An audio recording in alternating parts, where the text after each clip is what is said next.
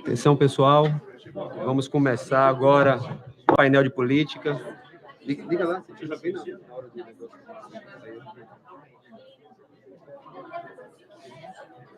E aí, pessoal, a gente está se reunindo aqui já para começar o painel.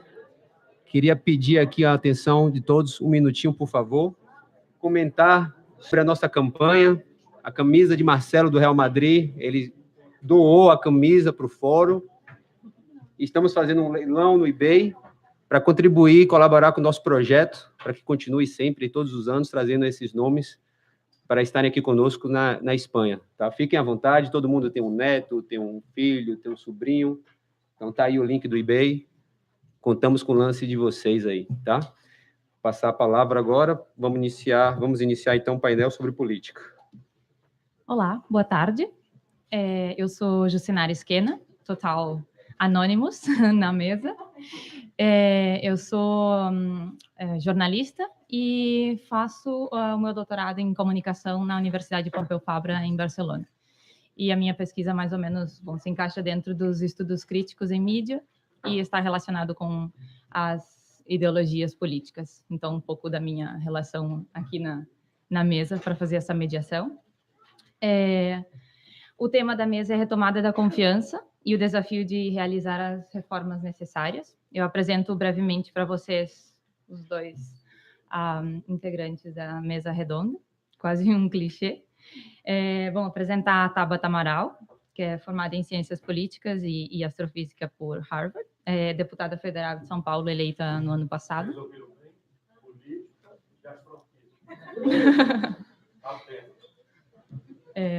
Eleita no ano passado deputada federal pelo PDT por São Paulo, como sexta candidata mais votada.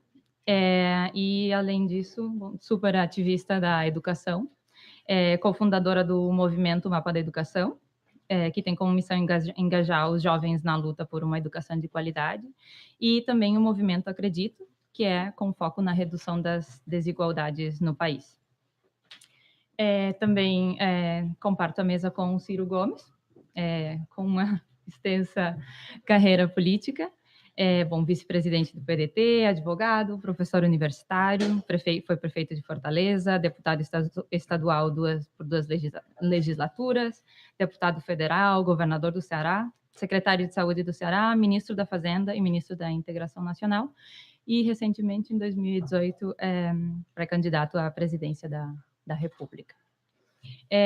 O tema da mesa, então, cada um dos integrantes vai ter em torno de 15 minutos para falar, depois nós abrimos para 40 minutos de perguntas e respostas.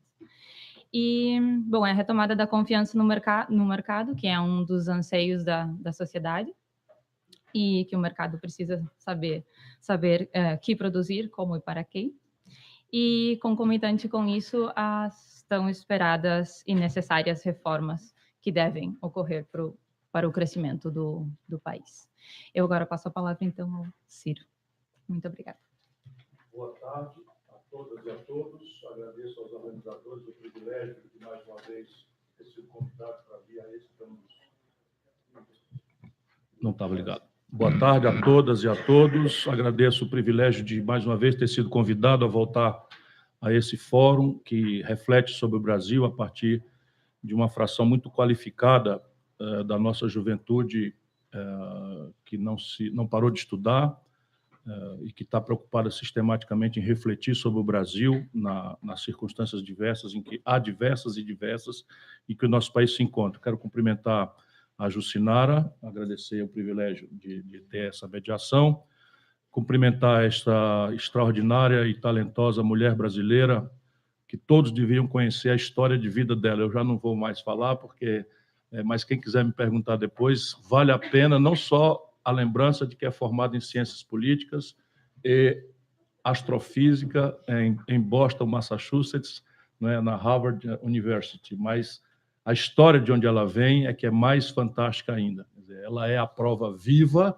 de que a dedicação, a disciplina, o estudo, o amor, a compaixão podem fazer uma pessoa brilhar, mesmo ainda garota, como vocês ainda vão falar, Tabata Amaral. Para meu privilégio, minha companheira de partido, deputada federal. Me permitam cumprimentá-los a todas e a todos, da pessoa do ministro Renato Giannini, sem favor, uma das cabeças mais qualificadas da intelectualidade brasileira e que, por isso mesmo, sofre das mazelas da segregação, né? Quem manda ser inteligente, né, e rebelde, como ele é. Eu dedico ao senhor, meu caro amigo, chamo de senhor apenas pela vênia, né, essa reflexão de hoje. E quero cumprimentar entre nós também outra mulher de grande valor, que começa na política, a deputada Adriana Ventura, do Partido Novo, com quem eu me bato, mas gosto de saber que existe uma deputada jovem de primeiro mandato, né, bem formada, patriota, que tem espírito público. Portanto, a discussão aqui entre nós é só de teoria. São 15 minutos para falar sobre uma coisa que, enfim, todo mundo conhece, é muito complexa. Eu serei telegráfico, confiado na qualidade do auditório, e devo afirmar o seguinte. Primeiro, o Brasil, a sociedade nacional brasileira, precisa hoje, mais do que nunca, saber que nós não temos defeito genético, sob o ponto de vista nacional. E afirmo isso dizendo que entre o ano 30 e o ano 80, com ênfase no pós-guerra, portanto, em 3 décadas, do ano 45 ao ano 82, o Brasil é a sociedade capitalista que mais veloz e sofisticadamente cresce no mundo. Nós crescemos, a China vai nos tomar esse recorde, mas nós crescemos sistematicamente acima de 10%, 12% ao ano, durante um modelo que não é mais replicável. Ele produziu grandes proezas e, por isso, muita gente tem saudade e acha que pode replicar, mas ele também não é para ser jogado no lixo, porque há lições históricas preciosas. Eu me refiro ao modelo nacional desenvolvimentista, tocado nas suas preliminares políticas pela Revolução de 30 e depois pelo apogeu da industrialização a partir do pós-guerra. No ano 80, as premissas, os pés fundamentais deste modelo, que tem a ver com personalidade e custo de capital externo, que tem a ver com velocidade, sofisticação e centralidade da tecnologia na decisão de consumo que modernamente nós passamos a ter, e tem a ver também com a deformação da nossa elite política. Por quê? Por causa do período autoritário, a nossa elite política, durante este mesmo período, ela precisava se coesionar ao redor de uma agenda. E para se coesionar ao redor dessa agenda tinha que ser superficial. E vou falar de coisas muito práticas, porque eu já estava chegando na cena política brasileira e testemunhei pessoalmente. Quer dizer, nós reuníamos João Amazonas, do PCdoB, Luiz Carlos Prestes, recém-chegado do exílio, Leonel Brizola, recém-chegado do exílio, Miguel Arraes, recém-chegado do exílio, com Ulisses Guimarães, um brasileiro respeitabilíssimo, mas muito conservador,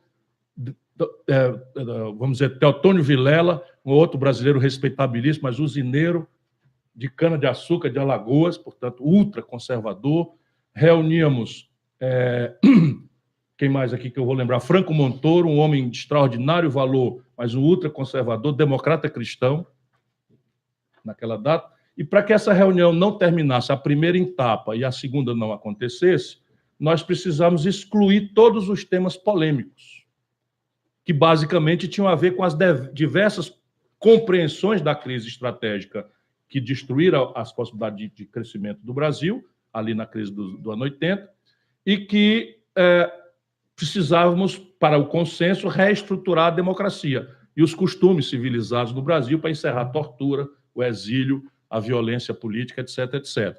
Portanto, nós tivemos que aviltar, se eu posso assim dizer, ainda que muito nobre a intenção, a agenda do país, aquilo que fosse possível de ser consenso. Anistia, eleição direta, constituinte livre, soberana e democrática. É bom que os jovens saibam que nós ganhamos todas.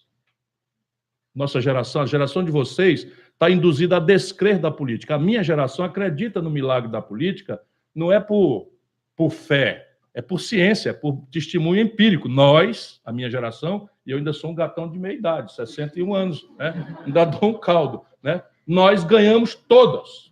E depois veio a inflação, onde esse consenso se dissolveu, e nós ganhamos também. Eu estava lá ajudando. Eu ajudei a consolidar o Plano Real. E foi a política que produziu. Portanto, a minha crença de que a política tem o potencial de produzir as mudanças estruturais, estratégicas, mesmo as mais aparentemente difíceis, está no meu testemunho de vida. Por isso que eu ainda insisto, né? Depois de tantas aberrações que estou vendo. Aí chegamos ao tempo de hoje, porque são 15 minutos, e eu confio, volto a dizer, na qualidade do auditório. Nós chegamos hoje a uma agenda que, basicamente, eu penso, exige a reflexão sobre um novo modelo de desenvolvimento para o país. Afirmo desde já, sabendo que quero provocar polêmica, que nenhum modelo estrangeiro, mesmo com manuais de economia com o status de Chicago, nenhum deles serve ao Brasil.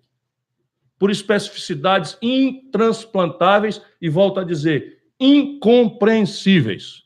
Por exemplo, 1/4 da dívida pública vencer em 4 dias. Se alguém me mostrar um ensaio, um paper, um ensaiozinho que seja em qualquer língua que reflita sobre dívida pública que vence em 4 dias, 1/4 dela, sendo uma dívida que já corresponde a 80% do PIB, eu dou minha mão à palmatória, mas eu quero dizer, não existe esse precedente. Por exemplo, picar prestações em cartão de crédito. Vocês conseguem fazer isso aqui em Madrid? Divide aí em 6 vezes sem juros. Hein? Juro de 486% no cartão de crédito. Se existir um papel, um paper, uma reflexão que explique qual é o efeito de uma taxa de juro por 3 décadas real acima de 10 pontos.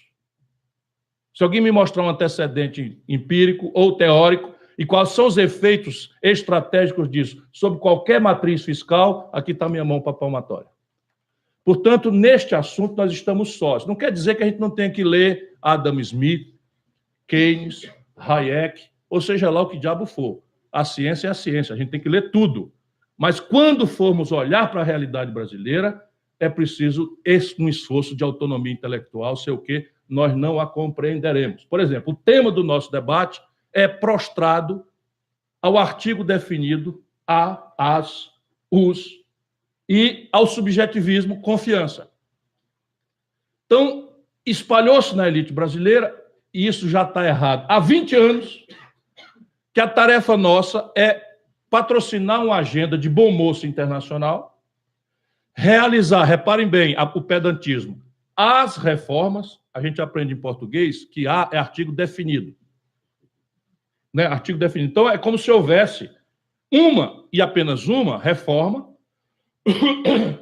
e essa tem que ser praticada, porque, assim sendo praticada, nós adquiriríamos a confiança internacional e seríamos salvos da nossa tragédia socioeconômica pela ocorrência, pela concorrência do capital estrangeiro. Precedente internacional deste fato acontecido? Nenhum. Os meus termos são radicais e em ambiente universitário, se eu usar esse tipo de termo, é muito perigoso. Eu vou repetir. Nenhuma experiência nacional se realizou fundada no capital estrangeiro. Nenhuma. Isso quer dizer espancar o capital estrangeiro? Não, em absoluto. Isso quer dizer que o capital estrangeiro é tanto mais bem-vindo e em mais qualidade, quanto menos dele você necessite. Porque confiança não é uma... It is not a matter of trust itself. Não é um assunto subjetivo. Confiança é o seguinte, a Ford está no Brasil há 50 anos e está fechando 2 plantas. É problema de confiança? Papo furado. A Ford está com 30% de capacidade de instalada ociosa há 6 anos. Simples assim. Então, vamos lá. Nós temos um problema de fundo, que é, estamos devendo à nossa história 3 premissas que estão presentes em todos os experimentos civilizatórios exitosos. Nível alto de formação bruta de capital doméstico. O Brasil tem 14% do PIB de formação bruta de capital, a China tem 45%. A velha Europa, que não tem mais aonde ganhar produtividade, a não ser em centros muito exóticos de excelência na Alemanha, no norte da Itália, etc., né? A infraestrutura praticamente pronta, tem 30% e 35% de formação bruta de capital, o Brasil 14%. Segundo elemento, coordenação estratégica entre governos empoderados, empresariado, convergente com a estratégia pactuada ou definida de desenvolvimento e investimento em gente. São essas 3 premissas que estão por detrás da Babel institucional, das línguas diversas, das histórias dos povos. Mas, invariavelmente, qualquer que seja a propaganda, qualquer que seja a institucionalidade, por detrás você vai encontrar exatamente essas três premissas.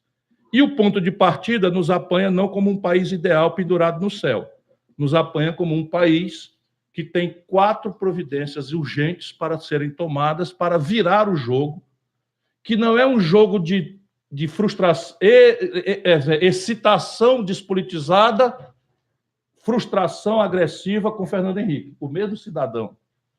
Porque, no momento, ele financiou um ciclo de consumo pela subtração do imposto inflacionário. Esse ciclo de consumo não era sustentável porque o país está se desindustrializando violentamente, como nenhum país do mundo na história do capitalismo, e, na sequência, o país quebrou. E a quebra de um país é sintomaticamente analisada na taxa de câmbio. Então, o Fernando Henrique governou a 1 por 1 e entregou para o Lula a 9,20. A preço de hoje, Janine, a preço de hoje, se o Lula tivesse tomando posse hoje, a taxa de câmbio nominal estaria em R$ 9,20. O Lula assume, subtrai um elemento subjetivo, né, de pânicos e de confianças ou de interdições ideológicas, etc., etc., faz um trabalho ultraconservador. O mundo experimenta um boom de preços de commodities, casa-se uma coisa com a outra. Quando o Lula entrega para Dilma, a taxa de câmbio estava a R$ 1,75 a valor constante. Como os preços são todos sintomaticamente relacionados ao câmbio, o que podemos dizer é que o Lula, na prática, aumentou por 4 a condição de consumo do povo brasileiro no seu período. Assim, grossamente falando, porque a economia brasileira é completamente indexada ao câmbio, né? Por razões práticas. Pão é trigo, trigo é dólar, dólar, pão. Então, passagem de ônibus é diesel, diesel é dólar, dólar é passagem de ônibus. Então, mudou o dólar, muda tudo, né? E outras não tradables também entram, porque os insumos do dentista, que é um serviço, os insumos do dentista, os pozinhos, as brocas, o instrumental, tudo importado do estrangeiro, porque o Brasil abriu mão de ter uma política industrial de comércio exterior. Pelo contrário, satanizou essas coisas todas como anacronismos do passado. Eu chego lá apressadamente, que eu falei que eram 5, mas tudo bem. 5 minutos, vamos lá. Agora eu vou fazer como narrador de corrida de cavalo, né? Sempre confiado na qualidade do auditório. Então, repare bem, a Dilma, quando é derrubada, a taxa de câmbio vai para 4. Então, na prática, é possível dizer que a Dilma diminuiu pela metade a renda do consumo.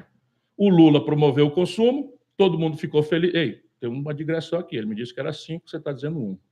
5 mais 1, 6, dividido por 2, 13. Né? Hein? Então, dividido por 2, porque ambos têm o mesmo valor, dá 3 minutos. Agora está perdendo mais tempo. Estou perdendo mais tempo. Não, tinha que descontar o tempo da saudação. Né? Então, vamos lá. Então, a grande questão para virar o jogo, o consumo das famílias estrangulado. 14 milhões de desemprego, 32 milhões de informalidade, 63 milhões de brasileiros com o nome no SPC. Só dá para a gente resolver de trás para diante. É preciso ajudar a reestruturar a dívida das famílias e retirar o nome delas do SPC. Isso é perfeitamente praticável, é do mercado, é do ramo, e cuidaram de debochar a minha proposta depois de achar que era impossível.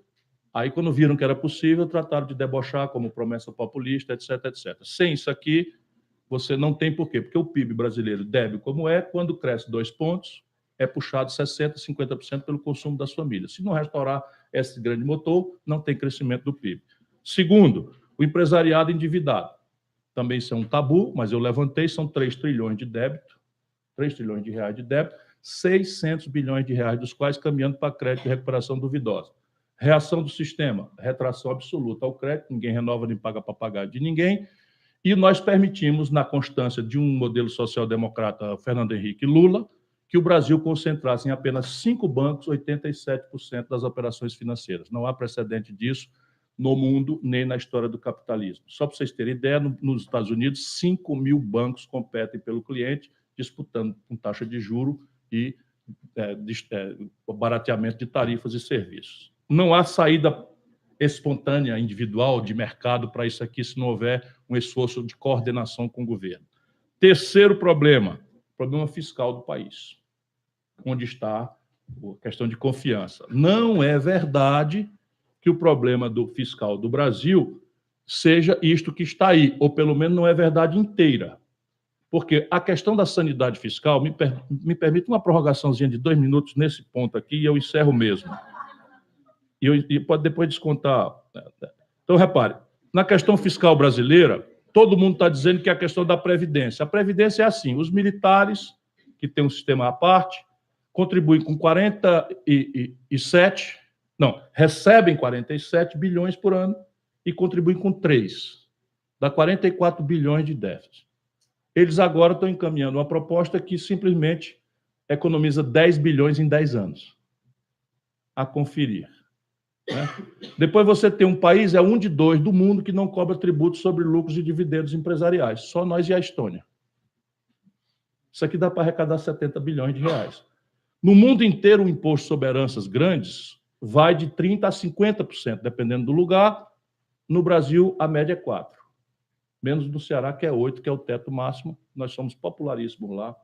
Né? Não perdemos até agora, graças a Deus, nenhuma eleição, nem a presidencial. Eu ganhei lá e o Ceará pode ser homenageado porque o Bolsonaro, aquela coisa, tirou o 3º lugar lá no Ceará. Nós não temos nada a ver com isso que aconteceu no Brasil. Né? Então, essa questão fiscal tem que ser tratada com a complexidade que ela merece e não pode ser feita por páginas. Por quê? Porque parte central do financiamento da Previdência Social é de tributos, a saber, contribuição social sobre o lucro líquido, PIS e COFINS.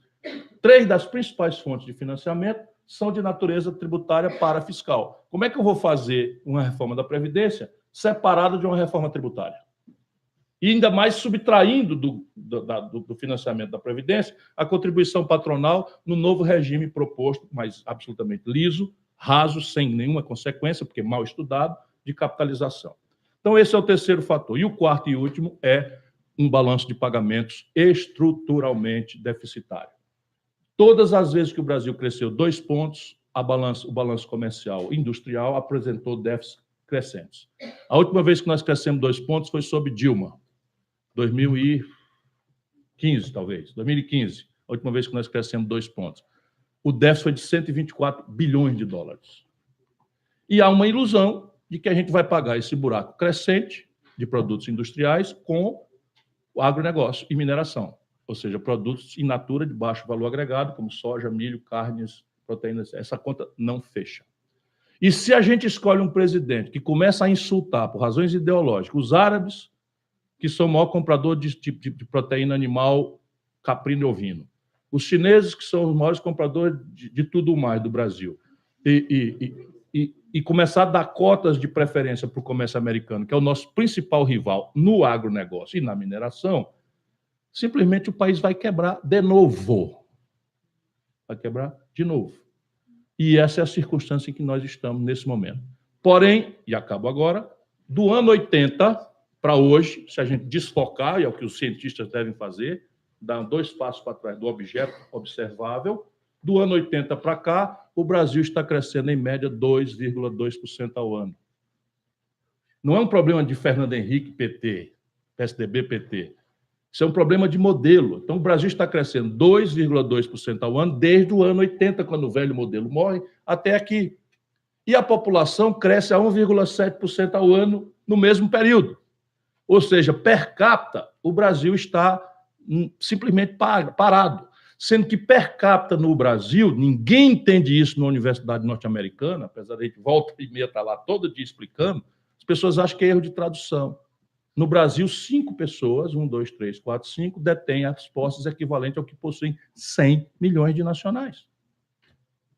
Portanto, a renda per capita no Brasil é um dado nulo para qualquer esforço estatístico. E essa é a grande questão que o país tem para fazer. Portanto, investir em gente, coordenar estrategicamente governo, empresariado, universidade, e levantar a formação bruta de capital, as missões de fundo. Superar o problema do endividamento das famílias, ajudar a reestruturar o endividamento empresarial, consertar a conta pública, resolver o problema do desequilíbrio externo, são as tarefas que o Brasil tem a fundo e a conjuntura. Obrigado pela sua atenção.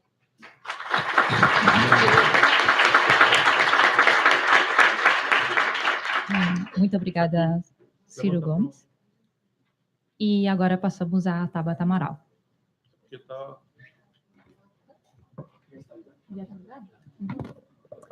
Boa tarde. Funcionando? Boa tarde. Boa tarde. Pessoal, muito obrigada pelo convite. Acho que primeiro agradecer o Bruno, que eu não sei onde está, em nome de todo o time do Fórum. Também agradecer a Camila e a Maria Clara, que estão por aí, que foram responsáveis por eu ter chegado em tão pouco tempo, trocando de roupa e comendo um sanduíche. Então, muito obrigada pela ajuda. Muito obrigada, Jucinara, por fazer essa moderação e receber a gente, e ao Ciro por me dar a honra de falar junto com ele. Caso vocês não saibam ainda, é um grande conhecedor de astrofísica, podem pedir a ele que explique sobre o multiverso, tem um amplo background, e para mim é uma grande alegria, porque muito da razão de eu estar na política hoje tem a ver com o que eu vi na sua trajetória, o que eu vi no Ceará, o que eu vi em Sobral. É uma coisa que eu sempre digo, mas eu acho que vale a pena a gente ter um pouquinho de esperança mais. Eu trabalho com educação há bastante tempo. Já trabalhei em projetos sociais, dei aula, secretarias de educação, fiz pesquisa, e chega uma hora que você desanima, que você vai percebendo que não é que a gente não tem a solução ainda, não é que ninguém fez aquele trabalho maravilhoso acadêmico, não é que é uma questão impossível de resolver. Falta vontade política para a educação ser priorizada no Brasil. Falta que a classe política mude para que a gente, de fato, tenha esse país que a gente tanto merece, que deixe de ser para alguns sobrenomes e que seja para todo mundo, independente de raça, origem, orientação sexual, gênero, etc. E quando eu trabalhei em Sobral, no Ceará, e eu vi uma educação que é a melhor educação pública que a gente tem hoje, e os dados que saíram ontem, para quem acompanhou, só confirmam que o Ceará continua crescendo, eu percebi que, primeiro, a questão realmente é política, ou eu tento mudar essa política de alguma forma, ou eu jogo a toalha e vou embora, porque o que eu podia fazer como técnica especialista tinha encontrado uma barreira, mas também, por outro lado, me mostrou que sim, o Brasil hoje pode ter a melhor educação pública do mundo. E eu falo a melhor mesmo, não é uma das melhores, não. Então, por isso, sou muito grata, Ciro, por toda a inspiração e todo o acolhimento que você vem me dando. E aí, pessoal, acho que é importante dizer também, eu fiquei muito feliz de ver a Adriana, achei engraçado o comentário do Ciro, mas lá no Congresso, acho que uma das coisas que mais frustram, e eu tenho um mês e meio de atividade parlamentar, é ver como a divisão ideológica paralisa as coisas. E não toma nem 2 sessões para você perceber o que está acontecendo. E a gente está falando de tratados internacionais para parcerias em educação, ou de uma grande política pública que vai impactar no orçamento, etc., e é a mesma coisa, são 2 lados que ficam se batendo em questões ideológicas e a gente não consegue avançar. Então, me dá muita alegria saber que a gente está juntas na educação, no combate à corrupção, e também de ver aqui o ministro, que é uma inspiração para a gente nessa área. E para começar, eu não posso deixar de falar de educação, né? Porque tem que puxar para o meu lado, e eu sempre aproveito a oportunidade para trazer vocês para essa também. Mas eu estava pensando um pouco quais são as principais frentes que o Brasil precisa enfrentar? E precisa enfrentar com muita coragem para conseguir se tornar em um país que é inclusivo, que, de novo, é para todo mundo, não é só para alguns sobrenomes, que é desenvolvido, e eu acho que o Ciro tocou muito nesse ponto, e que é ético. E aqui eu acho que essa é uma das coisas que mais moldaram as eleições do ano passado. Então, quando a gente começa por uma frente dessas 3, para mim, a gente está falando da política. Muitas pessoas se decepcionaram e deixaram de acreditar na política. E acho que sempre que a gente critica e ataca a política em si, as instituições, e não os políticos, não as pessoas, a gente está atacando a democracia. Então, eu acho que as eleições do ano passado foram tão machucadas e tão graves e tão erradas, de certa maneira, porque estava em questionamento a própria política, a própria democracia. E isso não é saudável. E tem um ponto que eu sempre bato, que todo mundo falou de renovação. E que bom, renovação é bom, sou fruto dela e tenho muito orgulho disso.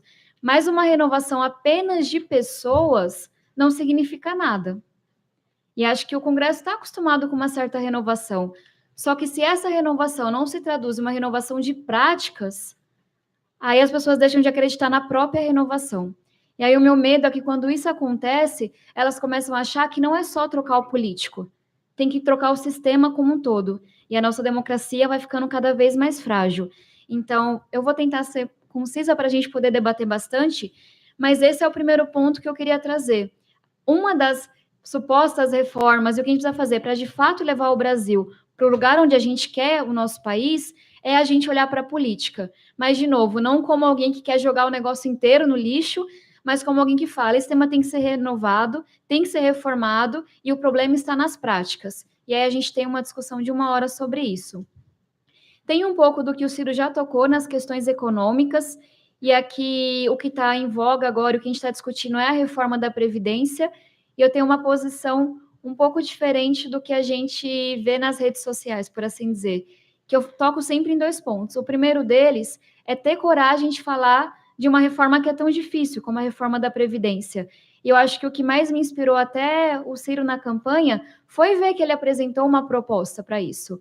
Porque é claro que uma reforma da Previdência, ela vai tirar de alguém. É um gasto gigantesco que está crescendo, impede que a gente invista em outras áreas e afeta, em sua grande maioria, aumentando a desigualdade.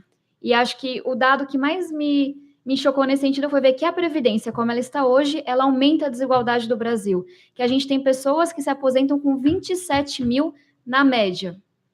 Acho que todo mundo concorda que 27 mil no mês está bem longe do patamar de dignidade. Passou faz um tempinho. Só que, ao mesmo tempo, a gente tem que ter certeza que uma reforma da Previdência, ela não vai atacar apenas esses privilégios, mas que ela ataque esses privilégios e garanta a dignidade e garanta os direitos para quem mais precisa. Então, aqui eu falo de 2 coragens. Eu acho que a gente está juntos nessa, que é vamos fazer uma reforma, sabendo que ela vai tirar de alguém, sabendo que as pessoas não estão felizes com ela, que elas vão se mobilizar, porque tem gente se aposentando com mais de 30 mil reais por mês. E isso vai tirar do bolso de alguém. Mas, ao mesmo tempo, vamos ter coragem para enfrentar o que está errado na proposta, para entender que não é a todo custo, não é tirando de quem não tem, não é tirando de quem já não tem uma vida digna. Então, eu acho que a postura que a gente tem que ter nesse momento, no Congresso de fora, é falar para as pessoas, precisamos, é difícil, mas ter a mesma coragem, e isso a gente não vê muito, para brigar com o que está errado. Para falar, isso daqui é indigno, isso daqui não está correto, e a gente vai lá e vai mudar, e se não mudar, não passa. Porque não é a todo custo. E aí, quando a gente fala de educação, que é meu 3º pilar, falei um exemplo dessa parte de como que a gente transforma a nossa política, como que a gente transforma a economia, aí também precisa muita coragem. Por quê? A educação, no Brasil, na minha visão, ela tem um grande problema de ser uma coisa desconhecida para grande parte da população.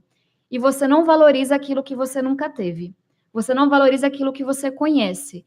7 de cada 10 brasileiros adultos no Brasil, e é isso mesmo, 7 de cada 10, 70%, são considerados analfabetos funcionais. Ou seja, não conseguem entender 100% um documento que está mais complexo, talvez uma coisa que veio do médico, uma coisa que precisa ler para participar de uma vaga de emprego, de uma seleção. Então, em um país em que mais da metade das pessoas é realmente excluída por não conseguir ter acesso à informação mais básica, para mim não dá para dizer que isso foi um país educado. E eu lembro, eu cresci ouvindo do meu pai todo dia que na época dele escola pública era coisa de rico. Então, como que eu ia reclamar de ir para a escola, né? Já que tinha tantas ali no meu bairro, públicas com vários problemas, a hora do intervalo, mas tinha. E é isso, na época da geração que veio antes, escola pública era coisa de rico. E a gente resolveu a questão do acesso, isso é muito meritório, mas a gente está muito longe de resolver a questão da qualidade. Não só a gente excluiu grande parte da população até aqui, que nunca teve acesso à educação de verdade, que não sabe o seu valor porque sempre viveu sem ela, como a gente está formando toda uma nova geração que não tem um mínimo de educação. E acho que os dados comprovaram que o ensino médio no Brasil começou a cair. Vocês entendem o que é isso? A gente tem hoje alunos que não se graduam mais do que no período anterior e com uma nota média em matemática que é pior. Não é que a gente está estagnado, a gente está caindo. Então, é tão grave a situação que, com exceção do Ceará, Pernambuco no ensino médio, o Brasil como um todo está piorando na educação. São jovens que saem, em sua grande maioria, sem estar plenamente alfabetizados, sem saber frações. Não é que eles não sabem equação de 2º grau, não aprenderam frações com 12 anos na escola, que é onde as pessoas geralmente ficam. E esse pessoal está saindo da escola pública sem nenhum sonho. E eu sempre falo uma coisa que as pessoas não entendem ainda. No Brasil, o sonho que você vai ter, O tipo de profissão que você pode almejar depende sim da cor da sua pele, depende sim do bairro onde você nasceu, depende da sua orientação sexual, depende se você é homem ou mulher. Dá para entender quão pesado, quão errado é isso? Mas para mim é errado assim no nível da pele mesmo. É a gente acabar com sonhos, é a gente falar, você, olha de onde você vem, olha quem é seu pai. Para você isso daqui não pode. Isso aqui só pode para fulaninho que se parece assim, que tem sobrenome X. E eu falo dessa maneira porque fica parecendo que educação é algo bonitinho, que quem defende a educação é bonzinho, etc. e tal, e não é. A gente não vai mudar esse Brasil. Não adianta falar de reforma econômica, não adianta falar de reforma política, se as pessoas não têm um mínimo de oportunidade, se elas não aprendem a ler e escrever, se elas não conseguem se comunicar, entender o que está acontecendo. E aí, só para completar essa parte, eu acho que é importante dizer também que não só a gente não fez o feijão com arroz, não só o restante do Brasil não aprendeu a ensinar a ler e escrever, como a gente não está se preparando para o futuro. Então, não é só pegar e arrumar a casa e dar conta do que os pais fizeram. É olhar para um futuro que diz que daqui 11 anos é amanhã, passa muito rápido, a gente vai perder 2 bilhões de empregos no mundo. Hoje são 7 bilhões de pessoas, porque a gente tem tecnologias incríveis, Big Data, etc., que está melhorando nossa vida, só que isso está mudando muito o mercado de trabalho. A previsão é que quem está na minha geração tenha de 8 a 11 profissões ao longo da vida, que tenha pelo menos metade das profissões que não existem hoje, que vão surgir na próxima década. A gente não está preparado para isso. Então, para finalizar, eu queria falar um pouco do que a gente está vivendo hoje na política. Me entristece muito ver como que o Ministério da Educação, como que as políticas públicas dessa área são altamente ideologizadas, não sei nem se eu falar essa palavra certo, e meu ponto aqui não é apenas que sou contra a escola sem partido, etc. e tal, e todo mundo sabe disso, mas o meu ponto é que isso não importa. Isso não importa nem um pouco. Quer falar de educação? Vamos falar de alfabetização, vamos formar os professores, vamos acabar com a indicação política, que foram coisas que Sobral fez, muito bem documentado, que a gente consegue replicar. Não fica falando de fumaça, não fica falando de coisas que não importam, não levam a lugar nenhum. Porque enquanto a gente fala sobre tudo isso, enquanto a gente gasta energia com tudo isso, tudo aquilo que realmente importa fica de fora. Então, esse é meu ponto. Sou contra o que está posto aí hoje na política, o que está posto na educação. Mas não adianta só ser contra. Quando que a gente vai falar do Fundeb? Quando que a gente vai mudar o modelo de financiamento da educação? Torná-lo mais redistributivo? Então, acho que esse é o meu ponto principal. E aí, para finalizar, com uma nota de esperança para a gente sair daqui olhando realmente, trabalhando para esse futuro, eu tive a oportunidade de participar de uma missão no Reino Unido representando o Congresso na área de educação. E o que eu vi lá me encheu de orgulho, porque o Reino Unido não é a Finlândia, não é a Singapura que já resolveu tudo, eles estão resolvendo ainda. E eles estão olhando para esse futuro do mercado de trabalho. E eles entenderam que hoje não dá só para você falar, você, filho de pobre, faz ensino técnico quando fizer, você, filho de rico, faz faculdade. Não, não é assim. Eles têm uma carreira que, com seus 16 anos, o aluno escolhe uma concentração maior técnica ou acadêmica, pode transitar entre os dois, e a melhor parte, ao longo da vida, as pessoas voltam, porque muda o mercado de trabalho, muda as indústrias, e eles voltam com 30, 40, 50 anos como aprendizes. E tem uma outra coisa também que me chamou muita atenção, é que eles conseguem mapear por indústria, e não tem vergonha de falar isso, porque no Brasil a gente parece que acha que é feio a educação se conectar com o que o Brasil precisa. Eles olham para as indústrias, mapeiam as necessidades na hora, eles falam em real time e começam a fazer a formação que vai garantir ao aluno um trabalho bem remunerado, digno. Então, eu digo tudo isso porque a gente não está sozinho, não é só o Brasil que não deu conta de pensar sobre o futuro, mas é só quase o Brasil que não olhou ainda para o passado para resolver esses problemas. Mas a gente tem Sobral no Ceará, a gente tem Pernambuco no ensino médio, a gente tem coisas boas para a gente se orgulhar, basta ter coragem para resolver tudo isso, e acho que já passou o meu tempo. Pessoal, muito obrigada e bora discutir.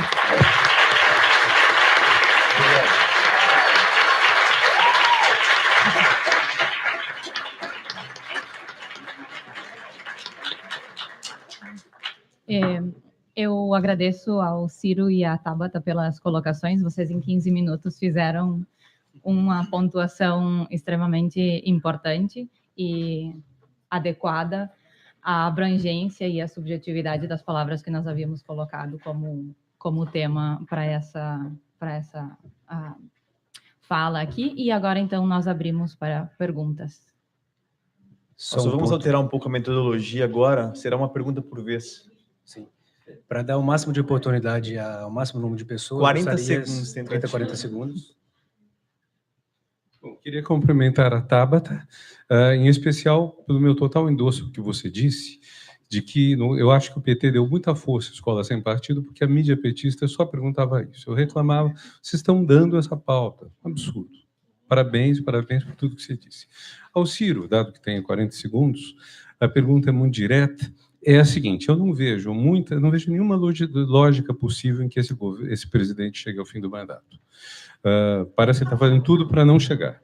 Mas, de qualquer forma, nós perdemos um tempo, esses anos, discutindo muito nome de candidato. E nós discutimos pouco projeto. Qual projeto, o que você sugere, o que você pensa como alternativa a esse governo? Quer dizer, seja esse governo terminando o mandato, seja a gente forçando ou, de alguma forma, levando a mudar de posição, seja mesmo no caso de ocorrer a falência autogerada dele. Eu também não prevejo bons tempos para a conjuntura próxima do Brasil, e isso, para mim, pela minha experiência, estava escrito, estava dado, porque eu conheço o Jair Bolsonaro, eu fui colega dele, 4 anos. É um energúmeno, uma pessoa... Desculpa, eu estava esperando 100 dias, mas não está dando para esperar. E ele está tentando terceirizar uma presidência da República, mas terceirizar de uma forma fragmentária e absolutamente inconciliável. Então, você tem o lado familiar, 4 figuras absolutamente estranhas, o 01, o 02, o 03 e o 04, que passou todas as meninas do condomínio, mas não lembra da... Isso é frase dele, do presidente da República, traduzindo as palavras do 04, que é o filhinho mais novo, que namorava com a filha do cara que matou a Marielle. Veja onde nós estamos. O outro grupo é um grupo de malucos, lunáticos mesmo.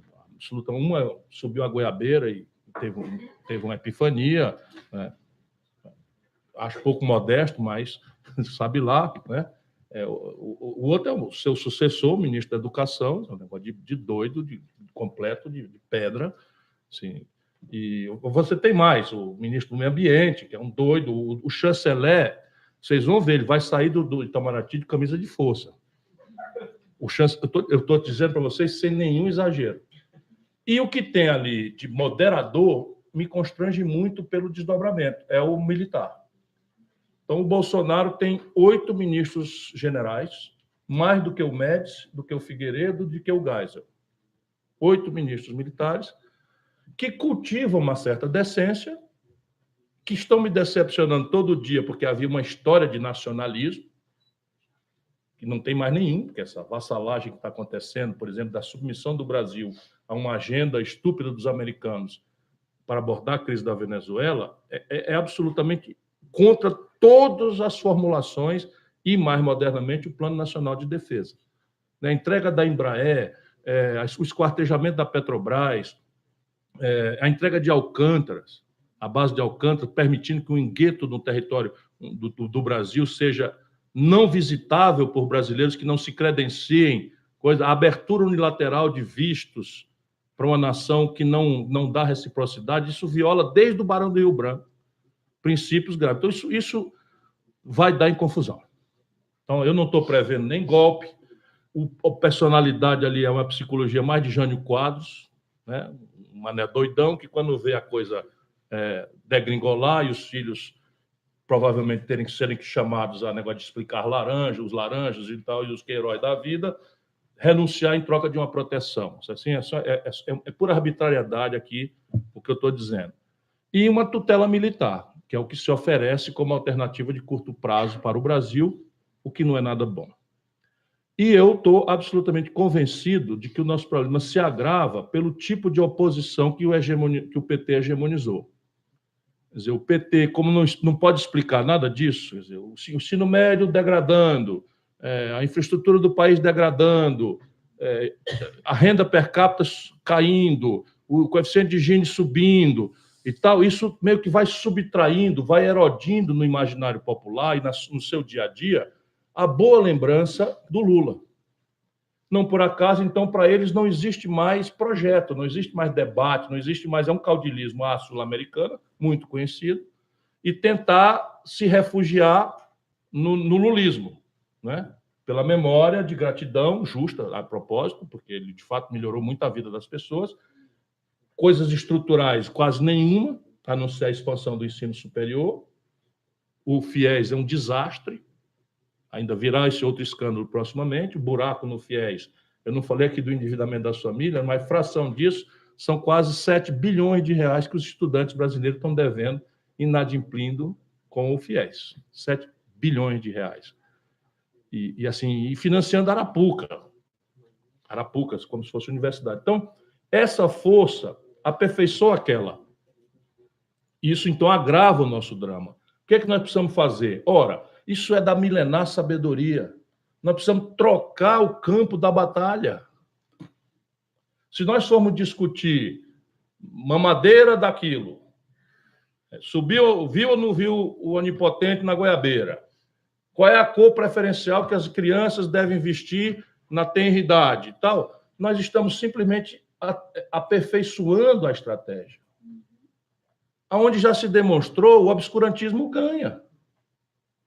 Por quê? Porque é simples assim. Se a gente impuser o campo de batalha ser uma discussão sobre emprego, salário, aposentadoria, acesso à saúde que preste, acesso à educação que qualifique, segurança pública, moradia e transporte, 98% do povo brasileiro tende a uma empatia conosco. Conosco, eu digo, os que do centro à esquerda temos um compromisso nacional de desenvolvimento, de superação da desigualdade, da miséria, da barbárie, da violência. Sabe quantas mulheres foram estupradas no nosso país nos últimos 12 meses, oficialmente? E supõe-se que isso é 10% do número real, que as mulheres têm vergonha de ir às delegacias, são maltratadas, muitas vezes são culpadas pelas autoridades despreparadas do país, como se vítimas não foram de violência. 60 mil inquéritos de estupro aconteceram nos últimos 12 meses no Brasil. É uma barbárie. O país, a República, está se esfrangalhando. Então, e aí a gente vai discutir essas baboseiras. O que é que acontece? Na mesma hora que a gente aceita discutir essa baboseira, aquele 98%, 99% de empatia popular vai mudar, e o nome disso é guerra híbrida. Isso é feito pelos centros de propaganda nos Estados Unidos, pelos órgãos de inteligência, etc., aqui da Europa e tal, e que se deram mal no Brexit, porque eu troco de público. Então, a sociedade brasileira, ninguém entendeu ainda, é crescentemente fundamentalista católica, os grupos carismáticos estão crescendo, neopentecostal e evangélica. Então, eu troco o ambiente, percebe?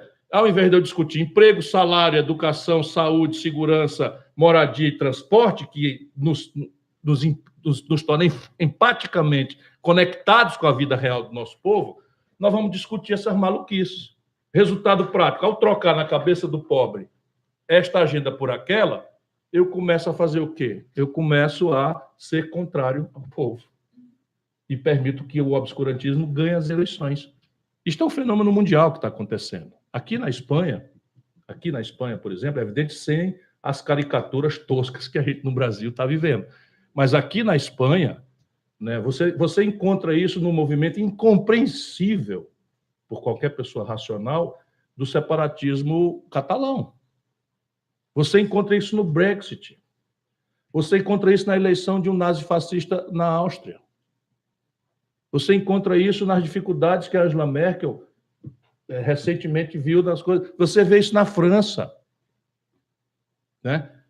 A característica no Brasil é a mesma coisa, só que agravada pelo caráter caricato, que aqui é também. Por exemplo, o Bolsonaro, ninguém teve o respeito e o pudor na grande mídia brasileira de perguntar para ele qual é a sua proposta para a saúde. Por quê? Porque a grande mídia brasileira não respeita o nosso povo e quer tutelar a opinião pública. Aí chamava o Bolsonaro para explicar kit gay. O Bolsonaro entrega uma cópia fraudulenta do kit gay na mão do William Bonner, na mesa do Jornal Nacional. Aquilo não existe, nunca houve aquilo. Simples, nunca houve aquilo. O cara teve o despudor. E eu disse para ele: vocês estão elegendo o cara. Por quê? Porque faz uma pergunta respeitosa a ele sobre saúde.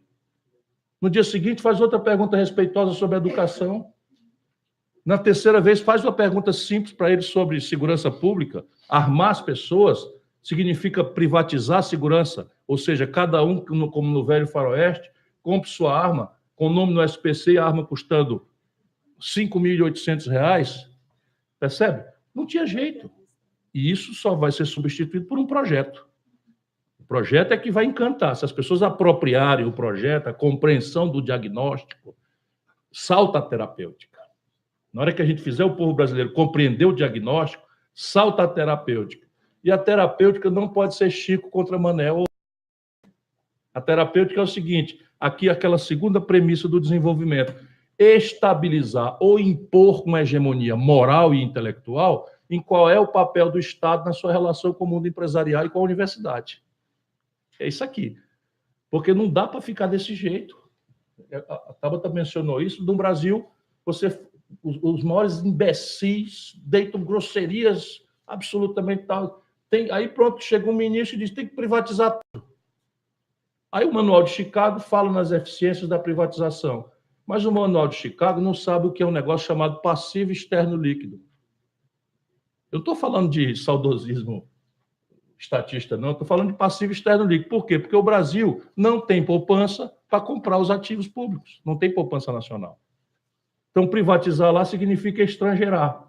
E estrangeirar não é nacionalismo besta, não. Estrangeirar significa você gera um passivo a se financiar anualmente em dólar e você não tem de onde tirar o dólar, porque agora nós estamos passando a privatizar non-tradables. Aí o Banco do Brasil e a Caixa Econômica, vamos privatizar? Vamos. Nós temos 5 bancos, vamos ter só 3 bancos. Se fosse ainda era bom, mas o Itaú não tem grana para comprar o Banco do Brasil. O Bradesco não tem grana para comprar a Caixa Econômica. Resultado vai ser um chinês. E ele vai fazer o quê? Vai remunerar em dólar. Vai pagar royalty, vai pagar...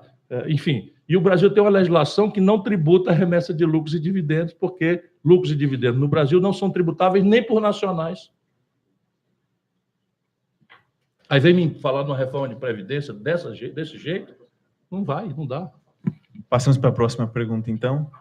Já havia uma sequência, tem uma no fundo, aqui na frente, depois deputada Adriana. Posso fazer? Em 40 segundos, e para permitir a maior participação, eu peço aos expositores 2 minutos no máximo. Não há nada mais constrangedor que ter que restringir a palavra de alguém, e eu estou fazendo esse papel, mas eu peço compreensão de todos. Claro, a organização, tá certo. Boa tarde, meu nome é Flávio. Em relação à política, eu acho que o fenômeno que está acontecendo no Brasil, eu acho que é muito claro para alguns, para outros não. O presidente que está atual no governo, ele não foi votado per se, ele foi uma antítese do que estava acontecendo anteriormente. Então, ninguém olhou para a proposta, ninguém prestou atenção no que ele falava, e, na verdade, nós estamos citando a pirâmide de Maslow, nós estamos voltando ao primeiro passo, que é da segurança. Então, como o brasileiro perdeu a primeira coisa que é importante na vida do ser humano, que é a segurança, que você sai na rua e você pode morrer a qualquer momento, qualquer um que tivesse prometido isso, independente de qualquer outra proposta em segurança, sem ser segurança, se fosse na educação, na saúde, teria vencido. Então, nós estamos no módulo de autoproteção. O Brasil entrou no módulo de autoproteção. E, para mim, aí vem a minha pergunta. No meu entender, o causador disso é o sistema judiciário. Então, o Brasil não tem um sistema judiciário ou eficaz. Que isso reflete na corrupção, que reflete no ambiente de negócio e que reflete na concentração de renda. Então, o problema nosso, no meu entender, não é o legislativo e não é o executivo. Nós estamos com um problema essencial, que é no judiciário, onde nós estamos vivendo no Brasil, que é um país sem lei. Então, é anarquia. E qual é a proposta, qual é a ideia de reformular o judiciário para que, se o judiciário for eficiente, o executivo vai cumprir lei, o legislativo vai cumprir lei e as coisas começam a andar. É para mim? Acho que sim, acho que você tem uma... Veja, eu assinaria embaixo a sua análise. Se você me permitir, entretanto, eu diria que o buraco é mais embaixo ainda. Porque o judiciário que temos é produto do pacto político que temos e do desenho institucional que temos. Então, repare, a legislação processual brasileira, fundada na Constituição Federal do Brasil, e só nós temos isso, portanto, é uma aberração, garante ao paciente 4 graus de jurisdição. E o judiciário não cumpre esses tempos, portanto, no limite, a impunidade é o prêmio. Mas é um prêmio de classe. É um prêmio de classe.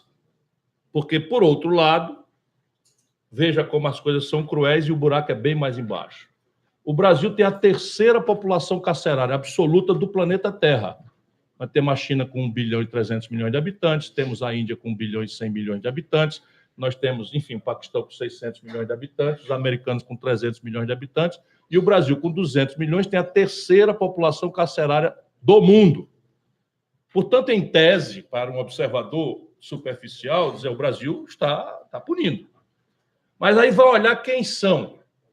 70% jovens, pobres, negros, presos na periferia, sem envolvimento com crime violento, envolvidos no trânsito de droga, do tráfico. Não é negócio de usuário, não. De tráfico de droga, de minúsculas quantidades. E a política de encarceramento, o Sérgio Moro agora propôs aumentar. Sabe quantas vagas o sistema prisional brasileiro tem? 370 mil. Então, nós estamos com 400 mil presos sem vaga, uns em cima dos outros. Só que o jovem, quando é preso, sem envolvimento violento, ele entra na cadeia e ele imediatamente, na primeira noite, é obrigado a se filiar a uma facção criminosa que existe impunes há mais de 30 anos no Brasil, sediadas em São Paulo e no Rio de Janeiro, com a proteção das autoridades. Comando Vermelho no Rio de Janeiro, partido, Primeiro Comando da Capital em São Paulo, ADA, Amigo dos Amigos, e até tem a facção dos Abestados no Ceará, que fundaram uma também, que enfim, só serve de bucha de canhão para morrer sendo abestado na mão do PCC e dos outros que não estão mais indo para o enfrentamento lá. Então, essas coisas todas. Então, esse debate é essencial e o valor republicano, que o amigo resumiu com muita eloquência, tem que se instalar, mas, acredite, não é muito por lei, não. É exemplo de cima e permanente inovação institucional embaixo. Permanente inovação. Por exemplo, nós vamos continuar encarcerando jovens minúsculos traficantes de droga que não se envolveram em crime violento? Isso é uma pergunta que a sociedade brasileira vai ter que responder. Não era assim. Não era assim. E nós vamos continuar permitindo que a legislação brasileira continue anacrônica e defasada em matéria de lavagem de dinheiro das facções criminosas? É uma coisa simples, porque o PCC está lavando dinheiro em cooperativa de van, em posto de gasolina. Até houve um caso, e eles usam meus exemplos práticos para me intrigar na internet, mas houve um caso absolutamente concreto em que eles criaram uma igreja falsa em São Paulo para lavar dinheiro. E a legislação brasileira é completamente anacrônica e defasada e formalista em relação a isso. Então, repare, o Michel Temer foi preso ontem. O Michel Temer merecia estar preso há 30 anos. Agora, a prisão de ontem foi completamente sem forma. Compreende? Aí eu tenho que dizer, por imperativo de consciência jurídica, de formação de cidadão, tenho que dizer que o homem que merecia estar preso há 30 anos foi preso ontem de forma errada. Exibicionista, aparatosa, midiática, que é quem, de fato, está mandando na baderna brasileira. Seguinte. Olá, vou fazer para a Tabata, sim, porque eu sou uma educadora. Então, primeiro eu quero agradecer aqui, né, a oportunidade de estar aqui. Querida Tabata, eu sou professora e você sabe, então eu fico muito tocada com a sua fala, porque eu me encontro na sua fala em todos os aspectos. Eu só queria que você me falasse, me explicasse, porque pelo fato de ser professora de gestão e empreendedorismo e ter trabalhado, ter feito a minha campanha em comunidades por opção, também por acreditar que as pessoas têm que ter oportunidade igual e ficar um pouco revoltada com as coisas que a gente vê quando a gente, né, transita e vê a desigualdade, e mesmo assim ver que aquelas pessoas reagem, sobrevivem, né, se viram. Como você vê, você também falou dos empregos, né, da questão dos empregos do futuro, que, né, são 7 bilhões de empregos a menos. 7 bilhões, você falou? 2 bilhões de empregos a menos, tal. Como é que você vê o papel da educação para resolver essa questão? Porque eu sou professora de empreendedorismo, eu trabalho muito com empreendedorismo social. Como você vê isso, principalmente para as pessoas que mais precisam? Como você faz essa ponte entre educação, a redução, numa situação de redução de emprego que você já mencionou, com o empreendedorismo também? Você pode... Obrigada, querida. Estão me ouvindo? Sim. Esse é um tema que eu gosto muito, então eu vou me esforçar muito para os 2 minutos. Eu falo muito sobre educação para o futuro do mercado de trabalho, não porque seja ficção científica, mas porque os dados mostram que daqui 2 anos, daqui 11 anos, o mundo está mudando muito rápido. E aí, quando a gente fala das habilidades que esse mercado de trabalho vai necessitar e que já necessita, em certa forma, está muito conectado com o empreendedorismo. Então, você vai falar da criatividade, saber aprender, trabalhar com as pessoas, aprender novas tecnologias, etc. Que são as habilidades do século XXI que todo mundo já ouviu falar. O problema é que essas habilidades você não aprende decorando o nome das plantinhas, memorizando as leis da física, etc. e tal. Você aprende uma educação que realmente é integral. Só que o Brasil não entendeu, de certa forma, o conceito de educação integral. Pegando o caso do meu estado, que todo mundo sabe que tem muito ainda a fazer em educação, em São Paulo, para muitas escolas, educação integral é dobradinha de matemática, dobradinha de português, dobradinha de biologia. Não muda nada. Então, o meu ponto tem um mundo que está precisando de habilidades que a gente não tem hoje, indústrias novas que vão surgir, e o que a gente está ensinando não funciona para hoje, mas vai funcionar muito menos nos próximos anos. E aí, que educação integral é essa? É uma educação que entenda que o esporte, que as artes, que os projetos, que uma aula sobre projeto de vida, em que você discute carreiras, você discute sonho, essa sim é relevante. E o problema da educação é que todo mundo acha que as coisas são bonitinhas, e isso me irrita muito. Não é esporte porque é bonitinho, não é teatro porque é bonitinho, é porque isso ensina a gente as habilidades que são urgentes para esse mundo. É uma aula de empreendedorismo, é educação financeira. Então, eu falo de educação integral porque é isso que vai fazer a diferença. Eu fui treininho em uma multinacional e a gente estava discutindo já naquele momento como selecionar os funcionários não pela nota de português e matemática, mas por quem era mais resiliente. Caso vocês não saibam, já existem testes para medir resiliência. As empresas já entenderam que isso é mais importante do que memorizar conteúdo e já estão medindo. Então, isso está acontecendo. Então, é educação integral no conceito mais amplo. As empresas já se deram conta, falta a nossa educação. E aí, retomando o exemplo que eu vi na Inglaterra, que eu achei super legal, é a gente não ter medo de desenhar a educação para esse novo mundo.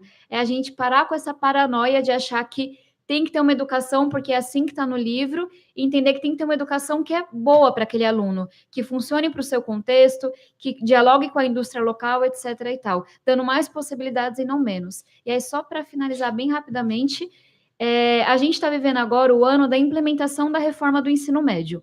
E quem me acompanhou sabe que eu fui crítica até não poder mais, e critiquei, e levantei pontos, etc. Mas vai ser implementada. Então, qual que é o pedido que eu gostaria de fazer para vocês? Se eu não me engano, 53% dos municípios no Brasil, eles têm apenas uma escola de ensino médio. Municípios muito pequenos.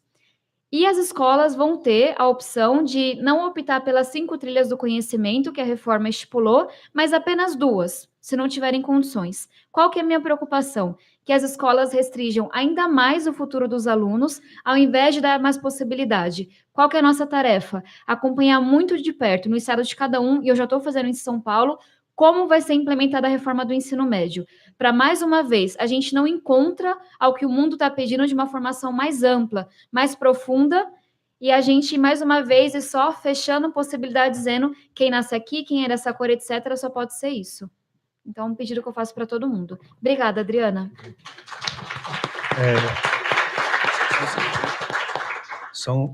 Pessoal, nós não temos mais tempo para pergunta, a última vai ser do Thiago. Desculpa por respeito aos próximos painéis. Acabando a pergunta do Thiago e a resposta, nós vamos para um breve coffee break, porque o Márcio Anselmo, coordenador-geral da Lava Jato, está esperando a gente para fazer um Skype e explicar os novos desdobramentos. Então, peço desculpas, mas é por uma questão de respeito aos próximos painéis. Okay? Obrigado. Boa tarde, eu sou Thiago Braga, eu sou servidor do Ministério de Ciência e Tecnologia. A minha pergunta é para a TAP, mas antes queria parabenizar o Ciro pela fala e pelo seu posicionamento. E TAP, parabéns também pelo seu posicionamento e por essa bagagem que você traz, apesar da sua idade, né, uma bagagem bem consolidada. E na sua fala... Posso só ir agradecendo, acrescentar um dado. Ciência e Tecnologia no Brasil, a partir da PEC 95, pegou descoordenadamente o contingenciamento, nós estamos com o menor orçamento dos últimos 19 anos em ciência e tecnologia no nosso país esse ano. O meu instituto, ele tem para investimento em pesquisa R$200 mil por ano. Mas a minha pergunta, você falou 2 vezes sobre a questão do Reino Unido, né, do que você viu, mas ela é muito voltada para a questão de ligar a educação ao que a sociedade está precisando, e eu acho isso muito legal, mas a gente tem visto que há uma dificuldade, inclusive em nível de pesquisa, de pós-graduação, de ligar essa pesquisa, essa pós-graduação ao que a sociedade de fato precisa. E a gente está com o ministro Renato aqui, que enfim, avançou muito, mas a gente ainda vê que tem muitas dificuldades e que não existe uma solução pronta nem para longo prazo. Mas mesmo assim eu queria saber, você nesse mandato que você começa agora, quais são suas propostas para tentar melhorar algo num curto espaço de tempo, nesse período, se é possível e qual seria o caminho? Obrigada pela pergunta. Como esse é um tema que o Ciro comentou bastante na campanha de Unidade de Ver, eu vou falar um pouco, aí se a gente tiver mais tempo, aí ele fala só bem rapidamente. Falamos sobre um ponto, dado pouco tempo, é a questão do financiamento. As faculdades, centros de pesquisa, etc., estão estranguladas. Por quê? Cortou muito o financiamento, mas elas tampouco têm liberdade para poder inovar e se financiar de outras formas. Então, é claro que não dá para pensar em um Brasil desenvolvido, inclusivo, que olha para o futuro, se não há investimento em pesquisa. E nesse ano não há. E é por isso que a gente tem que trabalhar muito. Eu estou na Comissão de Ciência e Tecnologia na Câmara, desafio gigantesco. Mas tem um outro lado que as pessoas ignoram, é que hoje, para um centro de pesquisa público, para uma universidade, é quase impossível se financiar de outra forma. Você não consegue fazer uma parceria, por exemplo, com uma empresa e falar, olha, você financia a pesquisa nessa área que eu vou fazer, etc. Você não consegue fazer parcerias tão facilmente com os setores de pesquisa do setor privado, etc. e tal. E eu falo isso porque em Harvard era muito comum eu ver que a ala X da pesquisa, essa sala, etc., é financiado pela Brastemp, de lá que eu sempre esqueço o nome, pela Samsung, etc. Whirlpool, né? Alguma coisa assim. Então, a gente tem esse tabu de falar, olha, tá bom, não tem dinheiro, vamos tirar, mas vocês também não podem se financiar de outra forma. E aí eu acho que a gente tem que tirar muito dessa burocracia para que as faculdades possam inovar no financiamento, possam fazer parcerias. E aí só vale fazer um ponto que, quando a gente tem uma visão de Brasil como nação, tem pesquisas que, na minha visão, é o setor público que deveria financiar. Todo mundo vê o Congresso americano financiando a NASA e ninguém acha um grande problema com isso, porque é estratégico, porque dá retorno, etc. Mas nem toda pesquisa é desse nível. Tem muita pesquisa que poderia ser financiada pelo setor privado com parcerias que esse meio não consegue hoje porque está amarrado, sem financiamento público e sem nenhuma liberdade de inovar. E acho que tudo que a gente vem vendo da pressão em cima das faculdades, dos reitores, só vem a piorar isso. Muita gente tem medo de inovar, porque a legislação ela é muito apertada, ela é bem burra em alguns sentidos, mas também porque tem medo de ser penalizado no CPF por escolhas que fez pela faculdade. Bom, com pesar eu passo a palavra para a Justinara para que ela possa encerrar. Várias pessoas tinham outras indagações, infelizmente não temos tempo. Salvo o melhor juízo, a Tabata tem uma live todas as terças, Tabata, eu assisto, hein? Então vocês podem enviar questionamentos, e o Ciro cola nele no evento e na assessoria. Jucinara, você está com a palavra. Bom. O Ciro está fazendo live também, está ficando bem bom nisso. Uma vez por mês. Era esse comentário que eu ia falar sobre as lives. Não, eu brevemente agradeço outra vez a participação do Ciro Gomes e da Tabata. Foi um prazer para mim estar aqui com vocês e agradeço também muito a organização do fórum pelo convite para estar aqui. Muito obrigada. Muito bem.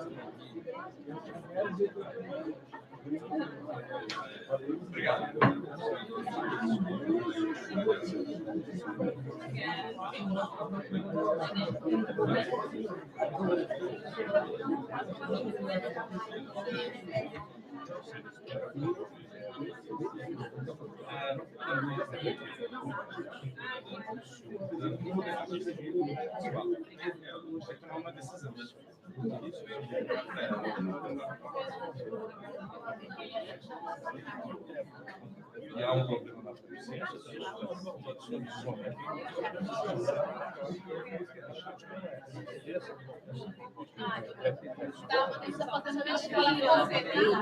aí sai do pessoal para fazer nosso partido. Nosso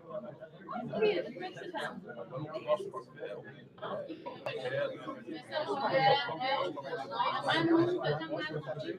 Melhorar,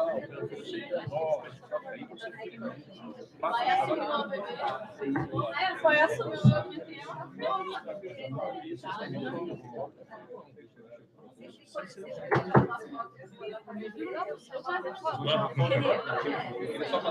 o A caneta aqui, eu acho que é da organização sua.